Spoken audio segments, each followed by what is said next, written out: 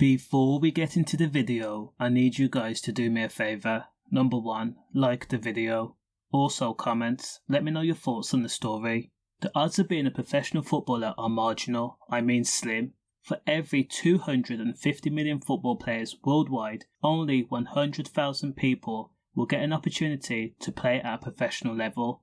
And even then, you never know how long your career will last. Things like crime, injuries, being out of favour with the manager, unprofessionalism and demons can take place. However, being a professional footballer can change your life and that of your families, afford you things beyond your wildest imagination.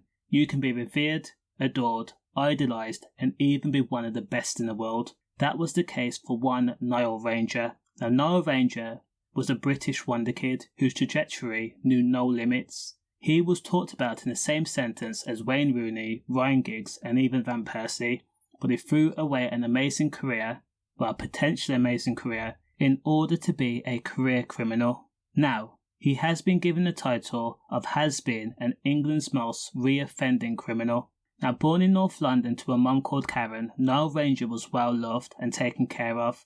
From an early age playing football in the park and the streets, you could see that a young Nile Ranger had talent in abundance. It came naturally and easy to him. Now his mum enrolled him at a pro-tech football development school, and before long he had secured a place with Crystal Palace with their development academy. However, there were early signs and signals that Nile Ranger had issues with authority. In primary school, the North Londoner was expelled for scrapping with other pupils and also teachers. In order to correct his bad behaviour, Nile's mum, Karen, took Nile to church. While in secondary school, Nile's bad behaviour continued. Now because he was signed with Crystal Palace, the ego, the reputation and the superstardom that came with playing with footballers like Wilfred Zaha, and then still being told that you were the best prospect in the academy, meant that Nile began to wonder why the rules applied to him. How comes his teachers could tell him what to do and he had to listen? Now Nile's secondary school kept sending letters to Crystal Palace in order to try and get help.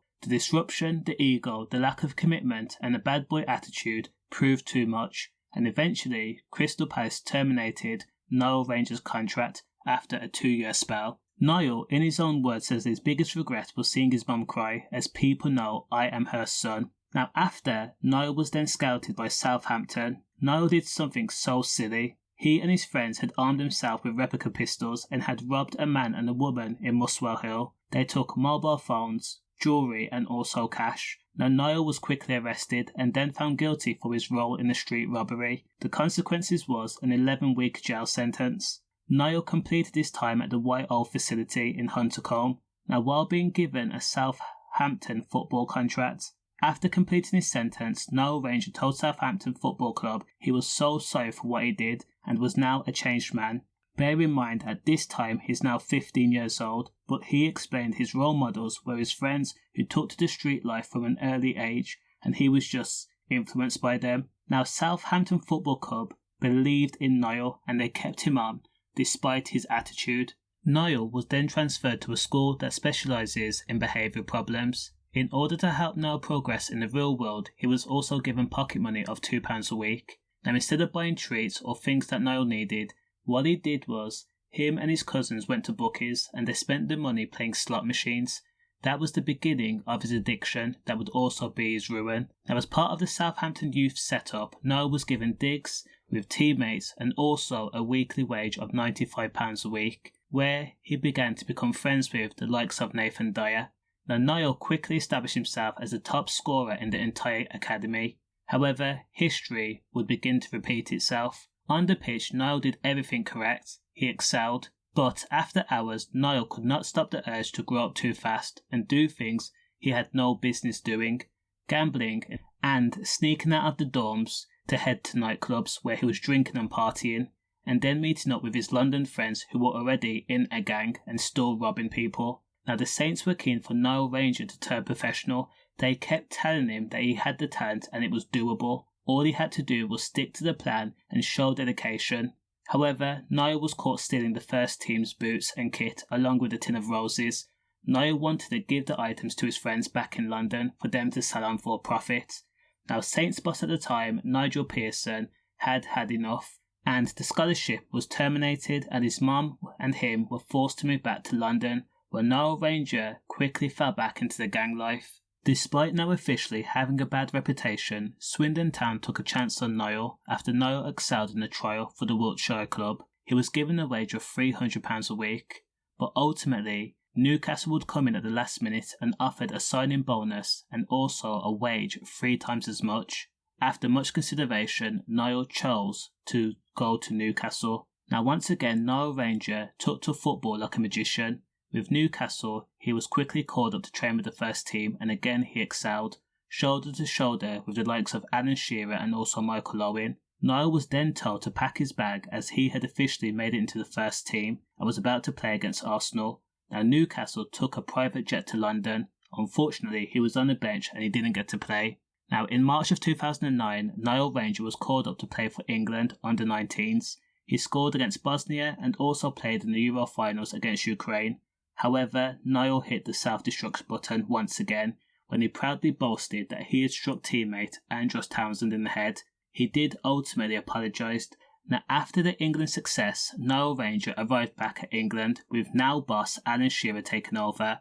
Nile was given an enhanced contract, a 3.5-year contract with a salary of £12,000 a week, which included bonuses like appearance bonuses and goal scoring bonuses. Now Nile went shopping and bought a Range Rover, trainers and luxury items, clothes and jewellery. Nile made 30 appearances and also helped Newcastle achieve promotion back to the Premier League. He was constantly given standing ovations. However, Nile spent his evenings gambling and nightclub hopping. His mum begged him to save his money and get a mortgage on a place that he could call his own after renting a place in Gravesend. Now, it was reported that Nile had gambled away an astonishing £30,000 in a 60-day period, 2 months, and he had borrowed a further £70,000 from teammates to pay for the spiraling debts. Newcastle boss Mike Ashley found out about this, and he quickly put in a call to ensure that Nile Ranger was banned from every single gambling establishment in the Newcastle area. However, Nile didn't listen. He would make his way to the casinos and argue with security staff in order to be allowed to sit at the table, and explained it was okay if he lost his money because he had a football contract and he could afford to lose. Now fast forward to 2011, Nile Ranger sparked concern when he posted with a replica pistol. 20 years old at the time, Nile explained that the picture was taken by his girlfriend at their own home. And of course, he says that he learned from his mistakes and again he was trying to do better, and Newcastle Football Club believed him. For the incident, Nile was fined 2-week wages. Now Nile Ranger was then caught driving while under the influence with his girlfriend in the passenger seat during a night out. He was fined £3,000. Now instead of trying to atone for his actions, Nile Ranger kept being late. He then took power naps in the afternoon, which meant that he stayed up all night playing FIFA, and again would not turn into practice on time. Again and again and again, he was warned constantly. And then in August of 2011, Nile Ranger was involved in a scrap in Newcastle city centre with 2 men. The 21-year-old striker explained that he lashed out after the men had picked an issue with him due to his colour. However, when police attended the scene and tried to defuse the situation, Nile Ranger, amped up, had lashed out at the officers, 2 of them. He was ordered to pay the officers £750 each and was given a 12-month conditional discharge. Now Nile Ranger's Newcastle Football Club career came to an end in March 1st of 2013. Now some of Nile Ranger's legal issues pertain to the following. On the 14th of March 2013, Nile Ranger was charged with common assault with an incident in Newcastle city centre again, and on the 23rd of March 2014, Nile Ranger was arrested on suspicion of causing criminal damage to a taxi in London. Effectively, he had kicked the door and smashed the wing mirror. He pled guilty to it and was fined £1,000 in order to pay compensation to the taxi driver for breaking a window as well. Now, Nile Ranger says that he was enraged by being called an R by the driver, and this was because on the 25th of January 2013, Nile Ranger was arrested on suspicion of an R in a Newcastle hotel room. In connection with the same alleged offence, Nile was charged with an R on 8th of July 2013. However, he would ultimately be cleared, but again that stigma did not leave. And then, in 2014, Nile Ranger was said to have fallen asleep in the driver's seat of a car on the M4 where he pulled over and fell asleep. And then in December of 2016, Nile Ranger was charged with conspiracy to defraud and conspiracy to commit money laundering. He pled guilty to those offences and he was sentenced to 8 months in jail. Nile Ranger's last football stint came in December of 2021, where Nile Ranger had signed for National League club Boreham Wood. Now his contract length was undisclosed and he made his Boreham Wood debut on December 6th, coming on as a late substitute in a 4-0 FA Cup second round win against St Albans City. Now, this is a far cry from where he was once, playing in the Premier League for Newcastle, being on over £12,000 a week. However, the guy could not show dedication, loyalty, or even use common sense. He threw a lucrative career, the chance of becoming a millionaire, in order to live a fast and unfulfilled life. He wanted to party, gamble, and be the biggest, baddest man in any circle around him. And of course, he was involved in a gang culture too, and this is where it took him. Stay safe, safe.